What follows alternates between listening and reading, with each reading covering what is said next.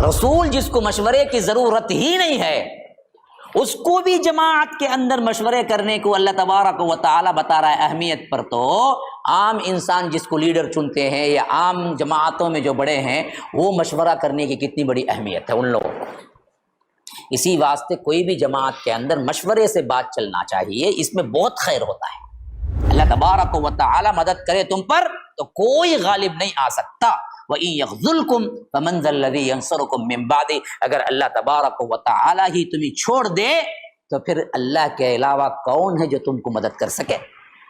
تو بھروسہ تو صرف اللہ پر رکھنا چاہیے نا جی۔ وَعَلَى اللَّهِ فَلْيَتَوَكَّلِ الْمُؤْمِنُونَ، مومنوں کو چاہیے کہ اللہ ہی پر بھروسہ رکھے۔ فرمایا کہ اگر کوئی بندہ کسی کی زمین ہتھیا لیا تو اللہ تبارک و تعالی اس زمین کے ساتھ ساتوں زمینوں کا بوجھ اس کی گردن پہ ڈال کے لے آئے گا۔ وہ گردن پہ اپنے ساتوں زمینوں کا بوجھ اٹھا کے لوگوں کے سامنے گھستا گھسیٹتا آئے گا کہ یہ ہے جو خیانت کیا اس نے۔ وسائل کی بنیاد پہ ڈنکے کی چوٹ پہ بولتے ہیں کیا جی یہ تدبیر کی ہے، سیدھا جاؤ گڑھے میں گرتے ہیں جی، یہ سب زمانہ نہیں وہ سب کھل کو بولنے کا۔ کیا بات ہو، ایسا کھل کو بول ڈالتا نا پکڑ لیں گے، ہم نہ بولتے کتنے لوگ کیا تو کیا ہونا بول ڈالتا ہے، گورنمنٹ پکڑ لو چل جائیں گی تجھے۔ تدبیر دیکھو تدبیر، یہ تدبیر انہوں بھی بولے، ہاں انہوں بولے یہ لڑائی رہتی ہمیں بھی آتے، یہ لڑائی نہیں یہ تو خودکشی ہے۔ اللہ کیا بولتا ہے دیکھو، ہم للکفر یومئذ اقرب منہم للایمان، جب یہ ان کے منہوں سے یہ باتیں نکل رہی تھی اس وقت یہ ایمان سے زیادہ کفر کے قریب تھے۔ بدبخت جو وسائل پر بھروسہ کر کے کیا کرتے ہیں، اسلام کو جانچتے ہیں۔ MSLI ٹی وی، رہنمائی بدلتی دنیا کے لیے۔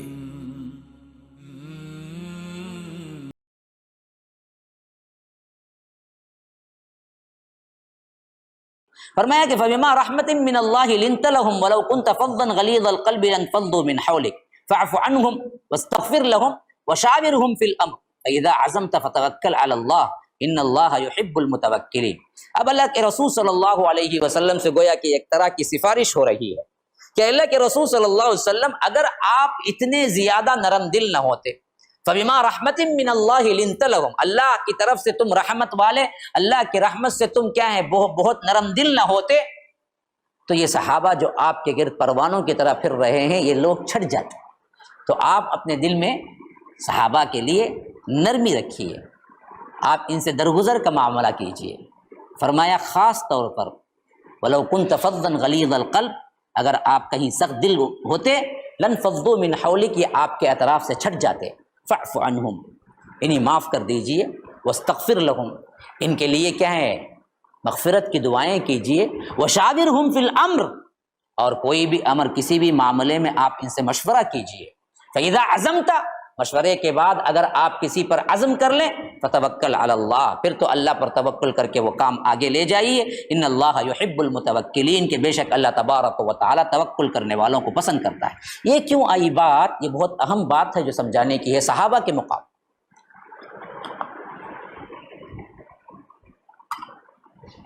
اب دراصل کیا ہے جی، غزوہ احد میں ذرا گرم پانی باقاعدہ طور پر بعضوں سے غلطی ہوئی،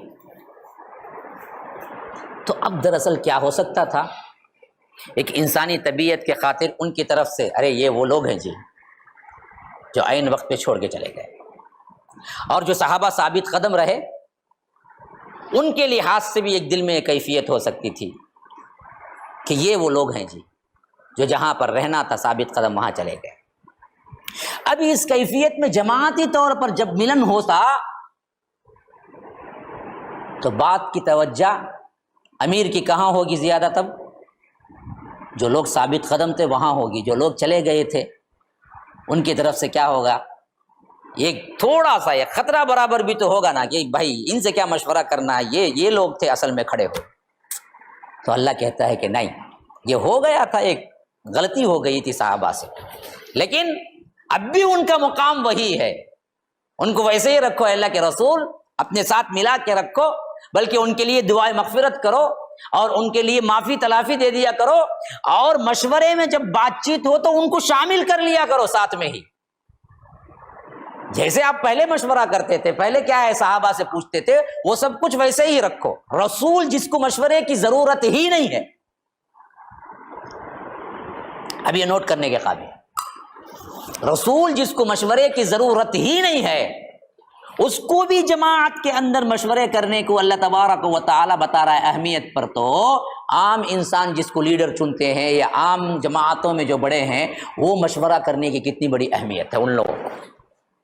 اسی واسطے کوئی بھی جماعت کے اندر مشورے سے بات چلنا چاہیے، اس میں بہت خیر ہوتا ہے۔ اسی لیے فرمایا کہ وہ وشاورہم، ان کو مشورے میں شامل کیجیے۔ ہاں یہ اور بات ہے، یہ بالکل غلط طریقہ ہے جو آج ہے کہ 50-50 کا، یہ بالکل غلط طریقہ ہے جو ہماری جماعتوں میں آج کل کیا ہے بہت عام ہو گیا ہے۔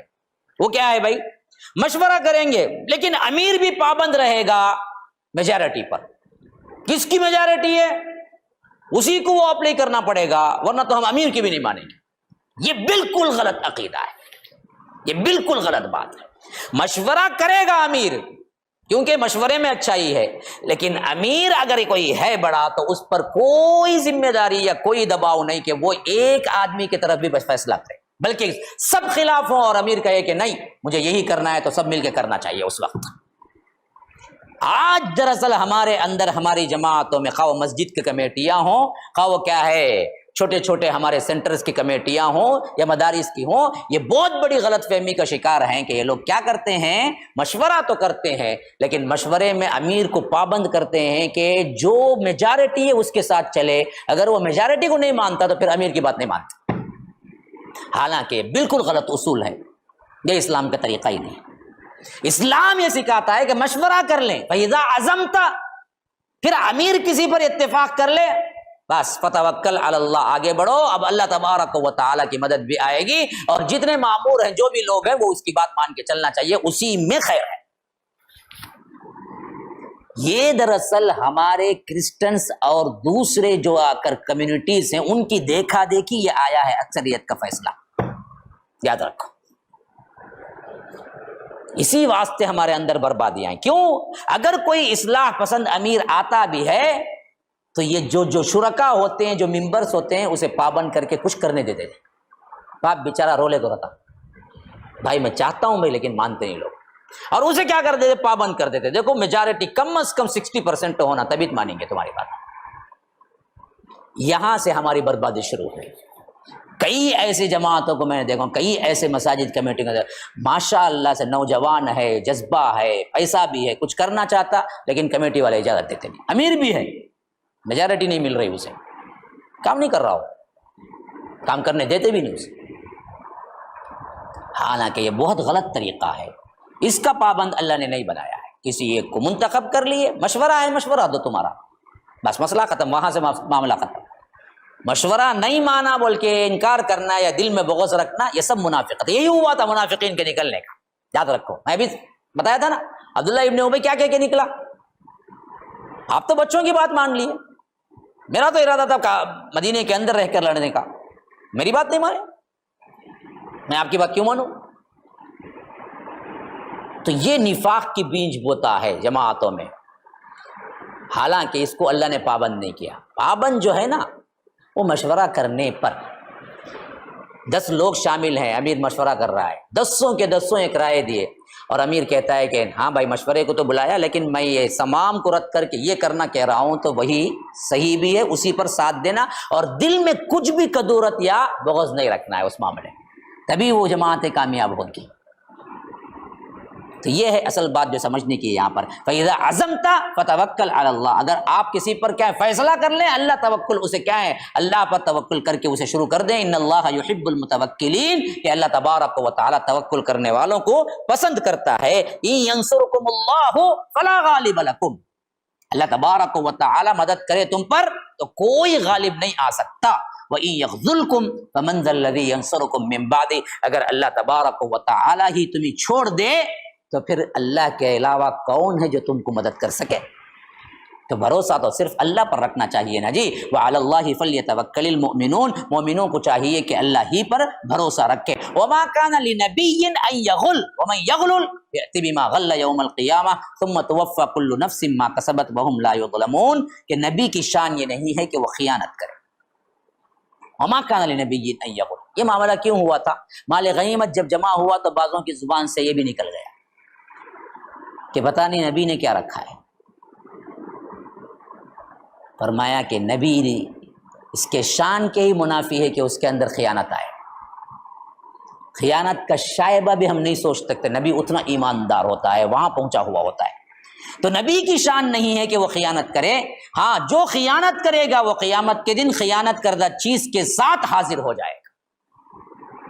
اس کو حدیث میں تشریح آئی ہے جو بڑی ہی قابل ہے. فرمایا کہ اگر کوئی بندہ کسی کی زمین ہتھیا لیا تو اللہ تبارک و تعالی اس زمین کے ساتھ 7 زمینوں کا بوجھ اس کی گردن پہ ڈال کے لے آئے گا. وہ گردن پہ اپنے 7 زمینوں کا بوجھ اٹھا کے لوگوں کے سامنے گھستا گھسیٹتا آئے گا کہ یہ ہے جو خیانت کیا. اس 7 لائے گا. ایک ہے سزا دینا، اسی لیے فرمایا کہ وَمَن يَغْلُلْ يَأْتِ بِمَا غَلَّ يَوْمَ الْقِيَامَةِ، جو وہ خیانت کرے گا وہ خیانت کے ساتھ قیامت میں آئے گا. تو یاد رکھو جو زمینیں دبا کے بیٹھے ہوئے ہیں نا، کیا ان کو اتنی جرأت ہے کہ 7 زمینوں کا طوق اپنے گردن میں ڈال کے لنگے میدان حشر میں قبر سے اٹھ کے اللہ تبارک و تعالیٰ تک چلنے کا انہیں جرأت ہے؟ اللہ چلائے گا. ہاں، تو یہ ہے اصل بات. اور مال غنیمت کی چوری کا بھی یہی معاملہ ہے کہ ایک مرتبہ تعریف ہو رہی تھی فلاں نے کیا زبردست لڑائی کی. اللہ کے رسول نے کہا کہ ہاں لڑائی کی لیکن ہے جہنم میں. صحابہ نے پوچھا اللہ کے رسول کیوں؟ کہا کہ اس نے مال غنیمت میں سے ایک کپڑا چرا لیا تھا جس کی وجہ سے اسے آگ کے عذاب ہوا. مال غنیمت جو بھی ملے وہ اللہ کے رسول کے پاس لا کے دے دینا چاہیے. اللہ کے رسول پھر تقسیم کریں گے. اب اللہ کے رسول کے بعد جو بڑا اس وقت ہوگا میدان میں سپہ سالار، اس کے پاس پہنچا دینا ہے.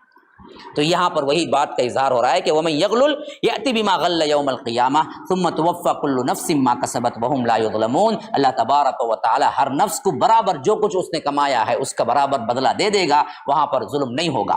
أَفَمَنِ اتَّبَعَ رِضْوَانَ اللَّهِ كَمَنْ بَاءَ بِسَخَطٍ مِّنَ اللَّهِ وَمَأْوَاهُ جَهَنَّمُ وَبِئْسَ الْمَصِيرُ. فرمایا کہ بھلا جو شخص اللہ کی رضا کے لیے چل رہا ہو اور اس جیسا ہو سکتا ہے جو اللہ کے غضب میں گرفتار ہو، اس کا ٹھکانہ جہنم ہے اور وہ کیا ہی برا ٹھکانہ ہے. یعنی جو لوگ ان تمام مصائب و آلام میں اللہ کی رضا چاہ کر اپنا تن من دھن لگائے اور جو منافقین بھاگ گئے، اللہ تبارک و تعالیٰ کا کوئی ڈر نہیں، کوئی اطاعت کا کوئی جذبہ نہیں، کیا یہ دونوں برابر ہو سکتے ہیں؟ ہرگز بھی نہیں. جو کچھ بھی کیا اللہ اور اس کے رسول سے بھاگا نا جی، اس کے لیے اس کا ٹھکانہ جہنم ہے اور وہ بات کیا ہی برا ٹھکانہ ہے. ہم درجات عند اللہ، ان لوگوں کے لیے اللہ کے پاس درجات ہیں. یعنی ہر شہید کا بھی ایک ہی درجہ نہیں ہوگا، وہ بھی اپنے اپنے ایمان کے لحاظ سے درجات اللہ تبارک و تعالی نے مقرر کیا ہوا ہے. واللہ بصیر بما یعملون، کہ جو کچھ بھی تم کر رہے ہو اللہ اس کو دیکھ رہا ہے. لقد من اللہ علی المؤمنین اذ بعث فیہم رسولا من انفسہم یتلو علیہم آیاتہ ویزکیہم ویعلمہم الکتاب والحکمہ وان کانوا من قبل لفی ضلال مبین. کہ تحقیق کہ اللہ تبارک و تعالی نے مومنین پر بڑا احسان کیا ہے کہ جب اللہ تبارک و تعالی نے انہی میں سے ایک رسول کو بھیجا جو ان کے اندر تھا، انہی کے خاندان کے اندر تھا، جو یتلو علیہم آیاتی، اللہ کی آیتوں کو ان پر تلاوت کرتا ہے، ویزکیہم، انہیں پاک کرتا ہے، ویعلمہم الکتاب، اور انہیں کتاب کی تعلیم دیتا ہے، والحکمہ، اور حکمت کی تعلیم یعنی حدیث سکھاتا ہے، وَإِن كَانُوا مِن قَبْلُ لَفِي ضَلَالٍ مُبِينٍ، اس سے پہلے تو یہ لوگ کھلی ہوئی گمراہی میں پڑے ہوئے تھے. اولما اصابتکم مصیبۃ قد اصبتم مثلیہا قلتم ان ھذا قل هو من عند انفسکم ان اللہ علی کل شیء قدیر. کہ اللہ تبارک و تعالی یہاں پر بتا رہا ہے سب سے پہلی چیز وہی منصب رسالت، منصب نبوت، کتابت، تلاوت اور تزکیہ. اب دراصل آپ وہاں پر چلے جائیں جہاں سب سے پہلی مرتبہ بقرہ میں حضرت ابراہیم کی دعا کا ذکر آیا تھا. اس کو ذرا نوٹ کر لیں آپ، اگر کوئی مصحف رکھتا ہے تو نوٹ کر لیں. وہاں دراصل یہ چیز جڑی ہوئی آئی تھی لیکن ترتیب بدلی ہوئی تھی. یہاں اور ترتیب میں آیا ہے. حضرت ابراہیم نے دعا مانگی ربنا وبعث فیہم رسولا منہم یتلو علیہم آیاتک ویعلمہم الکتاب والحکمت ویزکیہم. تزکیہ نفس آخری میں لایا تھا اور کتاب و حکمت کی تعلیم پہلے آ گئی تھی، لیکن ایک منوٹ فرق ہے جو رب بتا رہا ہے. دعا تو حضرت ابراہیم نے یہ مانگی کہ ایسا رسول بھیج اے اللہ، وبعث فیہم رسولا من انفسہم یتلو علیہم آیاتک، تیری آیتوں کو پڑھ کر سنائے، ویعلمہم الکتاب والحکمہ، کتاب اور حکمت کی تعلیم دے، انہیں پاک کرے. اللہ نے کہا کہ یہ ترتیب نہیں ہے، اس کو ترتیب بدلا دیا. یہاں کہا کہ لقد من اللہ علی المؤمنین، اللہ نے ان پر بڑا احسان کیا مومنین پر، اذ بعث فیہم رسولا، کہ انہی کے اندر سے ایک رسول کو بھیجا. حضرت ابراہیم کی دعا کے نتیجے میں، اور اللہ تبارک و تعالی نے مومنین کے لیے. لیکن ترتیب کیا بدلی؟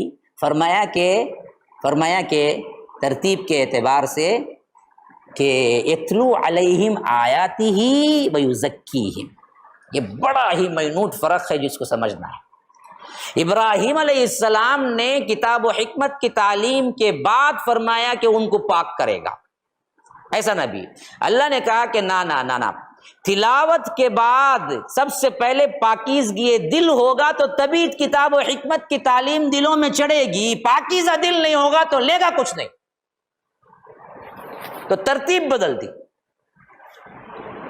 یزکیہم آخری میں آ رہا تھا دعا میں. اللہ نے کہا کہ نہیں، ہم ایسا رسول بھیجے ہیں جو تمہارے لیے اللہ کی آیتوں کو پڑھ کر سناتا ہے، یتلو علیہم آیاتہ. اب سنا کر اس کو سمجھنا اور اس کو صحیح طور پر عمل کرنا تو کیا ہونا بھائی؟ دل پاک ہونا، ورنہ تو پھر کام نہیں آئے گا. تو فرمایا ویزکیہم، جو دلوں کو پاک کرتا ہے. اب پاک ہو گیا دل، قرآن سنے دل پاک ہو گیا. اب یہ پاکیزہ ترین دل ہے، اب اس میں قرآن کی تعلیم ڈالو فوراً فٹ ہو جائے گی. اب حدیث کی تعلیم ڈالو فٹ ہو جائے گی. دل پاک نہیں ہوئے ہیں، محنتیں بڑی جاری ہیں، قرآن پڑھ کے بھی گمراہی ہوگا. جیسا انجینئر علی مرزا بیٹھا ہوا ہے. ہاں سمجھو اصل بات کو، قرآن کی تعلیم کے لیے دل کا پاک ہونا ضروری ہے. اپنے منمانی خواہشات کو جمع کر کے قرآن پڑھیں گے تو آپ کے خواہشات کے واسطے بھی دلائل مل جائیں گے، یاد رکھو. ہاں، اور بلکہ بڑا پختہ عقیدہ بن جاتا. ابھی ارے قرآن میں چھنا جی، قرآن میں نہیں ہے وہ تم پہلے ڈیسائیڈ کر لیے مجھے یہ دلیل نکالنا یہاں سے، تو گمراہی کے واسطے بھی دلائل قرآن سے ملیں گے تمہیں. اے اللہ تو جو ہدایت دیتا ہے اس حیثیت سے ہم کو قرآن سمجھا، تو وہ کب ملے گا بھائی؟ دل پاک رہیں گا. اسی واسطے اللہ نے کیا کیا؟ ترتیب پہلے کر دی. وَيُزَكِّيهِمْ وَيُعَلِّمُهُمُ الْكِتَابَ وَالْحِكْمَةَ. حکمت کی تعلیم جو دیتا ہے، جو کتاب پڑھ کر سکھاتا ہے، وہ دراصل پہلے تمہارے درمیان کیا کرتا ہے؟ دلوں کی پاکی، اس پر کام ہوتا ہے. اسی واسطے آپ دیکھیں گے جب دل کی پاکی ہو گئی، صحابہ نے کبھی یہ نہیں پوچھا کہ یہ کیوں. جو بولے کرتے گئے. بعد کے آنے والوں نے کیوں ستایا؟ بعد میں خلافت راشدہ ہی کے اندر سمجھیے کہ جو بدبخت بعد میں آئے بلوائی وغیرہ، انہوں نے کیا کیا؟ صحابہ کے ہر فعل پر کیا کیا؟ نقطہ انگلیاں اٹھائی. یہ کیوں یہ نہیں. یہاں تک کہ حضرت عثمان کو ان کے گھر میں ہی شہید کر دیا، حضرت علی کو ان کی بستی ہی میں شہید کر دیا، کوفے ہی کے اندر. تو اصل معاملہ یہ ہے کہ اصل معاملہ تمہارے واسطے ضروری ہے کہ دل پاک ہو. اگر نہیں ہے تو اللہ سے رو کے مانگو، اے اللہ ہم قرآن پڑھ رہے ہیں، ہماری مطلب کی چیز ہم کو نہ سمجھا، بلکہ اے اللہ تو جو علم دیا ہے نبی کو اور وہ اسلاف کے ذریعے جو آیا ہے اس کی ہدایت ہمیں دینا. ورنہ تو قرآن پڑھ کے بھی بہت سے لوگ گمراہ ہوئے ہیں میرے بھائیوں، غلط سمجھے ہیں، غلط عقیدہ لے کے قرآن پڑھے ہیں. ہاں تو فرمایا کہ اولما اصابتکم مصیبہ، بھلا جب مصیبت آئی، یعنی جو پہنچنے والی پہنچی، یعنی کب؟ سخت میدان جنگ میں اللہ کے رسول صلی اللہ علیہ وسلم کے شہید ہونے کی، اور خالد بن الولید پیچھے سے جو حملہ کرے نا جی، وہ جو سخت ترین کیفیت آئی اسے اللہ تعالیٰ مصیبت کہہ رہا ہے کہ فرمایا کہ اولما اصابتکم مصیبہ، جب پہنچنے والی تم پر پہنچ گئی، قد اصبتم مثلیہا قلتم انا ھذا، یہ کہاں سے آ گئی کہنے لگی، ارے کیا ہو گیا، ہاں یہ کیسے ہو گیا، حالانکہ تم اس کے دگنا نقصان کافروں کا تم کر چکے تھے اس سے پہلے۔ کیسے بولو، کیسے بولو، ہاں جی، او بھائی جنگ بدر میں ڈبل نقصان کیسا، ہاں اس سے پہلے ان کو دوہرا نقصان، قد اصبتم مثلیہا، ان کو تو تم کیا ہے دوہرا نقصان پہنچائے، تمہارا تو ایک ہی نقصان ہوا نا، پھر بھی وہ کیا دوہرا نقصان کیسے ہوا کہ دیکھیے بدر میں جو ہے نا 70 مارے گئے، 70 قید ہوئے، کافر 70 تو گئے، بڑے بڑے سردار مارے، اور 70 جو ہے نا جی قید ہوئے، اور ادھر جو ہے نا احد میں 70 شہید ہوئے، قید کوئی نہیں ہوا، بات سمجھ رہے ہیں؟ ہاں اسی واسطے فرمایا کہ ان لوگوں کو جو نقصان ہوا نا احد میں بدر میں وہ تو دوہرا تھا، تو یہ جو ایکھرا نقصان ہے اسی وقت آپ کہنے لگے کہ قلتم انا ھذا، یہ کہاں سے آ گئی مصیبت، قل ھو من عند انفسکم، کہ کہو کہ یہ دراصل جو کچھ بھی پہنچا ہے تمہیں یہ سب کا سب کیا ہے اللہ تبارک و تعالیٰ کی طرف سے پہنچا ہے، اور یہ دراصل تمہارے اپنے نفسوں کی بھی کمائی ہے۔ اللہ تبارک و تعالیٰ کوئی چیز دیتا ہے تو وہ دراصل ہمارے گناہوں کا مسئلہ ہوتا ہے، یہ مصیبت اپنی ہی لائی ہوئی ہے۔ ان اللہ علی کل شیء قدیر، کہ اللہ تبارک و تعالی ہر چیز پر قادر ہے۔ وما اصابکم یوم التقى الجمعان فباذن اللہ وليعلم المؤمنین، جس دن دونوں لشکروں کی مٹ بھیڑ ہوئی اور تمہیں جو مصیبت پہنچی وہ اللہ کے حکم سے تھی، اس لیے کہ اللہ تبارک و تعالی جان لے کہ مومنین کون ہے۔ اب یہاں پر بھی یہی معاملہ آئے گا، جان لینے ظاہر کر دے، اللہ جانتا تو تھا۔ وَلِيَعْلَمَ الَّذِينَ نَافَقُوا، اور یہ بھی معلوم ہو جائے کہ منافق کون ہے، منافق کون ہے، مومنین کون ہے، اس واسطے یہ غزوہ احد میں شکست ہوئی، جا کے دونوں الگ الگ چھٹ جائیں۔ وَقِيلَ لَهُمْ تَعَالَوْا قَاتِلُوا فِي سَبِيلِ اللَّهِ أَوِ ادْفَعُوا، جب ان سے کہا گیا، کن سے، خاص طور پر وہ جو لشکر تھا نا جی 300 کا نکل کے چلا گیا نا، اس وقت بڑے سمجھائے صحابہ، ارے ایسے وقت میں نہ جاؤ، اب تو ایک انسان کی ضرورت ہے، تو ایسے وقت میں ان سے کہا گیا کہ آؤ اللہ کی راہ میں قتال کرو اور ہمارا مقابلہ مدافعت کرو۔ انہوں نے کہا، کیا کہا، دیکھو کیا مذاق ہے، دیکھیے، قالوا لو نعلم قتالا لاتبعناکم، انہوں نے کہا کہ اگر ہم اسے قتال جنگ سمجھتے ہیں تو ضرور ہم پیروی کرتے تمہاری۔ ہم للکفر یومئذ اقرب منہم للایمان، اس دن وہ لوگ ایمان سے زیادہ کفر کے قریب تھے۔ یعنی کیا بولے جواب میں، بھائی اسے ہمیں مقابلہ بولے تو آئیں گے بھائی ضرور، یہ مقابلہ کیا، یہ مقابلہ نہیں ہے، خودکشی بھائی ہے، کہاں 1000 کہاں 3000، تو یہ بولتے ہیں آؤ جنگ کو، آؤ جنگ کو، آؤ جنگ کو۔ یہی باتیں ہمیں بھی کرتے بہت بار، وسائل کی بنیاد پہ ڈنکے کی چوٹ پہ بولتے ہیں، کیا جی یہ تدبیر کی ہے، سیدھا جاؤ گڑھے میں گرتے ہیں جی، یہ سب زمانہ نہیں وہ سب کھل کو بولنے کا، کیا بات ہو، ایسا کھل کو بول ڈالتا نا پکڑ لیں گے، ہم نہ بولتے کتنے لوگ، کیا تو کیا ہونا بول ڈالتا ہے، گورنمنٹ پکڑ لو چل جائیں گی تجھے۔ تدبیر دیکھو، تدبیر، یہ تدبیر وہ نہیں بھی بولے، ہاں انہوں بولے یہ لڑائی رہتی ہمیں بھی آتے، یہ لڑائی نہیں، یہ تو خودکشی ہے۔ اللہ کیا بولتا ہے دیکھو، ہم للکفر یومئذ اقرب منہم للایمان، جب یہ ان کے منہوں سے یہ باتیں نکل رہی تھی اس وقت یہ ایمان سے زیادہ کفر کے قریب تھے۔ بدبخت جو وسائل پر بھروسہ کر کے کیا کرتے ہیں، اسلام کو جانچتے ہیں، جو حق ہے وہ بولو جی، جب تمہارا ایمان تمہیں حق بولنے پہ نہیں ابھارتا ہے تو پھر وہ ایمان کی ضرورت کیا ہے۔ اور فرمایا کہ یقولون بافواہہم ما لیس فی قلوبہم، یہ منہوں سے وہ باتیں کہہ رہے تھے جو ان کے دل میں تھی ہی نہیں، یعنی اصل مسئلہ ان کا جنگ کرنے کا تھا نہیں، بھاگنے کے واسطے ہیلے بہانے کرنا تھا اصل مقصود۔ ایسے ہی بہت سے مسلمان جی رہے ہیں، جب بھی تکلیف آتی بھاگتے، بولتے کیا ہے، حکمت، بھائی حکمت، اصل میں حکمت بھی ایک چیز ہے نہیں، ایسا کیسا کر ڈالیں گے ہمیں، حالانکہ کبھی اسلام پہ چلنا مقصود ہی نہیں ہوتا ان کا۔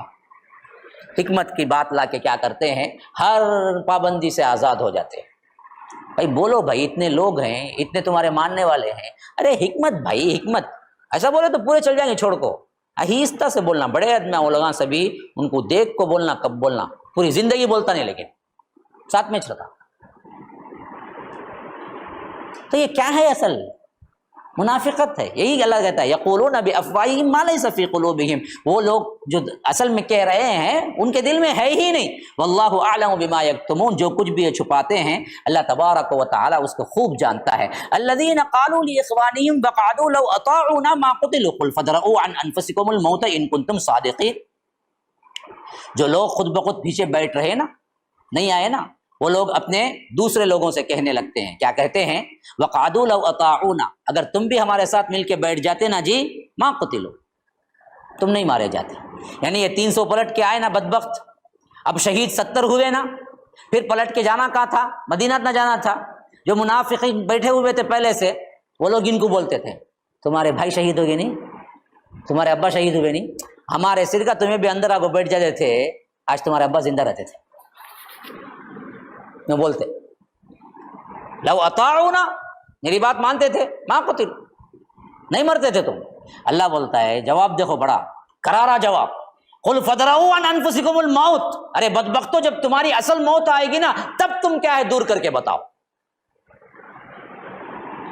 ہاں ان کنتم صادقین، اگر تم اس قول میں سچے ہو نا تو جب تمہاری موت آ جائے گی، اصل موت جب آئیں گی نا، تب ملک الموت سے بچ کے بتاؤ میرے، تب ہم مانیں گے. یہ بات ہے. وَلَا تَحْسَبَنَّ الَّذِينَ قُتِلُوا فِي سَبِيلِ اللَّهِ أَمْوَاتٌ، دیکھو اللہ کی راہ میں جو لوگ بھی مارے جاتے ہیں، قتل ہوتے ہیں، شہید ہوتے ہیں، ہرگز بھی تم گمان بھی نہ کرو. دیکھیں وہاں پر لفظ آیا تھا گمان کا نہیں، یہاں دراصل آیا ہے گمان تک بھی مت لاؤ. وہاں دوسرا صیغہ تھا کہ وَلَا تَقُولُوا لِمَن يُقْتَلُ فِي سَبِيلِ اللَّهِ أَمْوَاتٌ، دیکھو جو اللہ کی راہ میں مارے جائیں ان کو مردہ نہ کہو، لیکن یہاں صیغہ بدل دیا گیا ہے. وَلَا تَحْسَبَنَّ الَّذِينَ، تم گمان بھی مت کرو جو اللہ تبارک و تعالی کی راہ میں مارے جاتے ہیں کہ وہ مردہ ہیں، بل احیاء، بلکہ وہ تو زندہ ہیں، عند ربہم، ان کے رب کے پاس، یرزقون، انہیں رزق دیا جاتا ہے.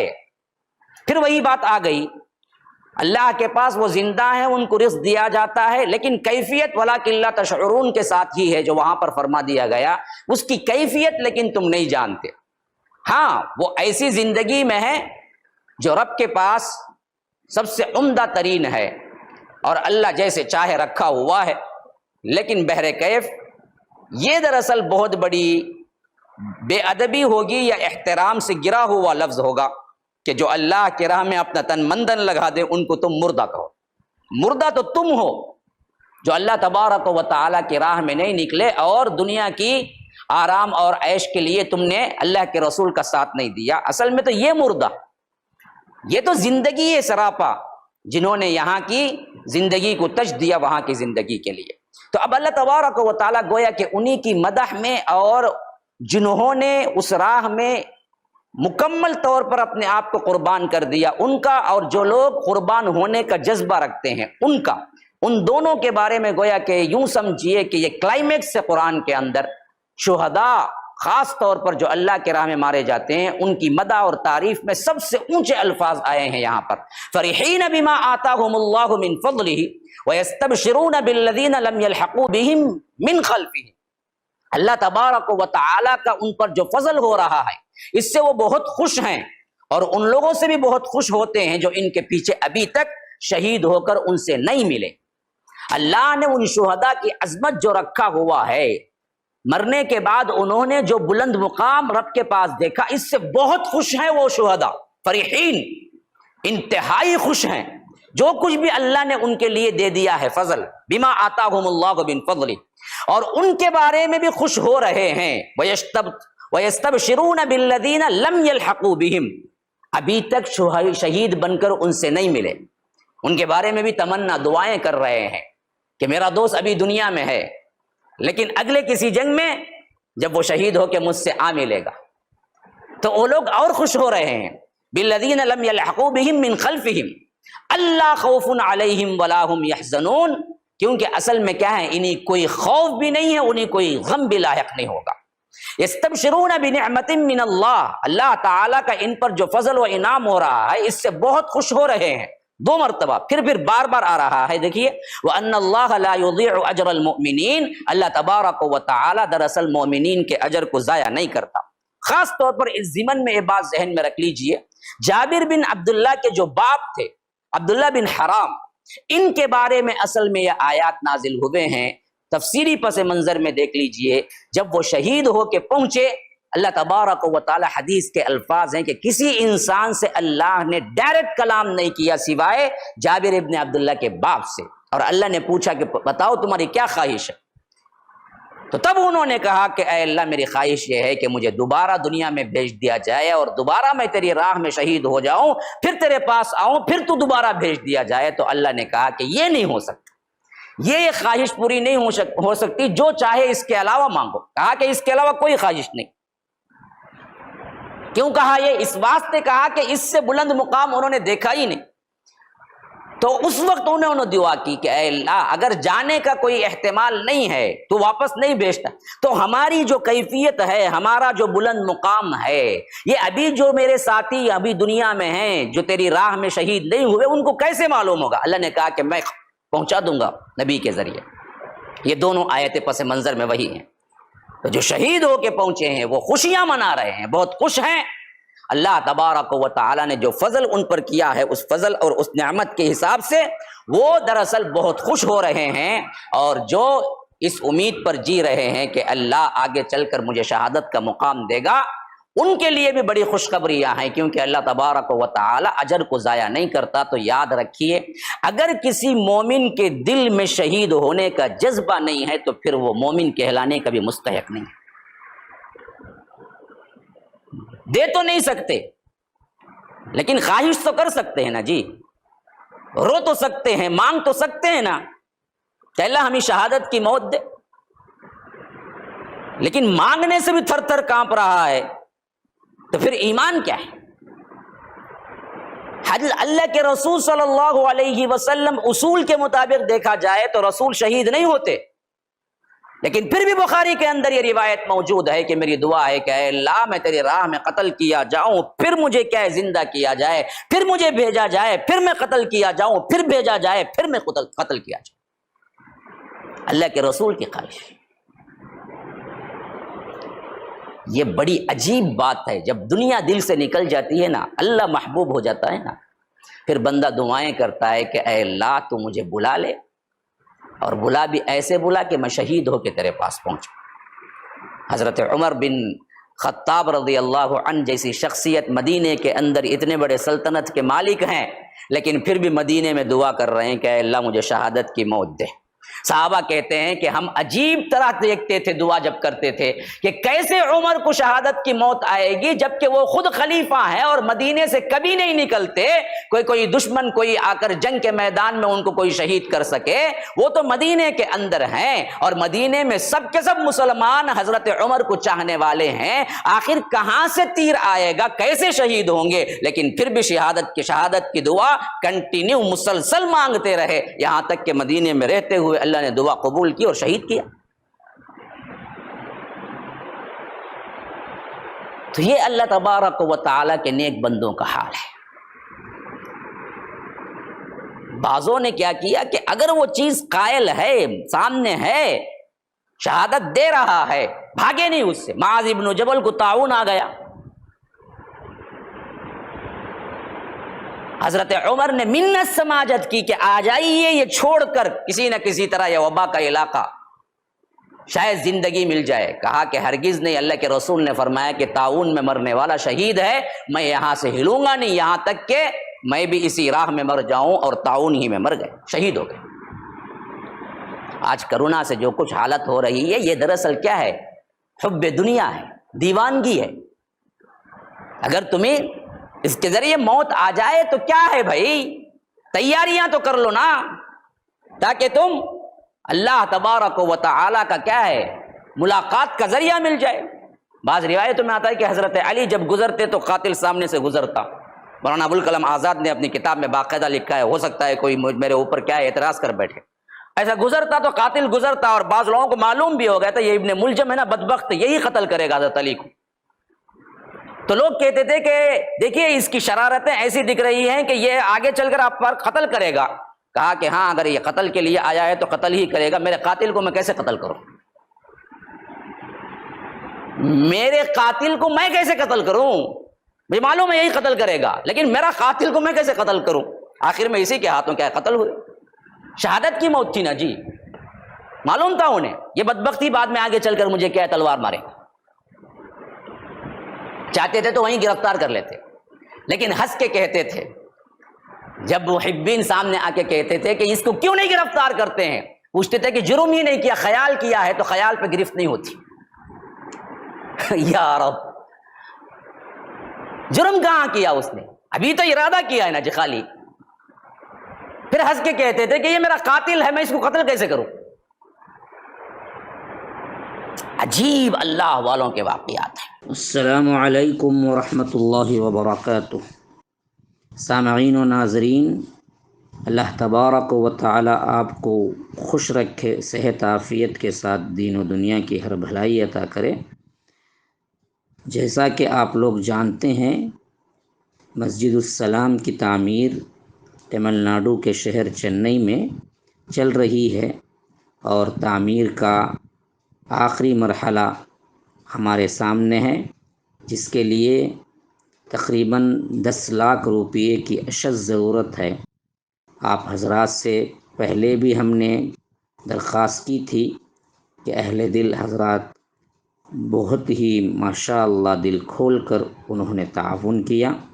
اسی طرح اس کے لیے بھی آگے بڑھ کے آئیں. 5000 روپے کی شکل میں اپنے اپنے تعاون کو آپ اس میں جاری رکھیں. الحمدللہ بہت جلد ہمارا یہ اماؤنٹ مکمل ہو جائے گا، اور تعمیر کے مرحلے میں جو تاخیر ہو رہی ہے اس کو ہم جلد سے جلد مکمل کر سکیں گے. فجزاکم اللہ احسن الجزاء. السلام علیکم ورحمۃ اللہ وبرکاتہ.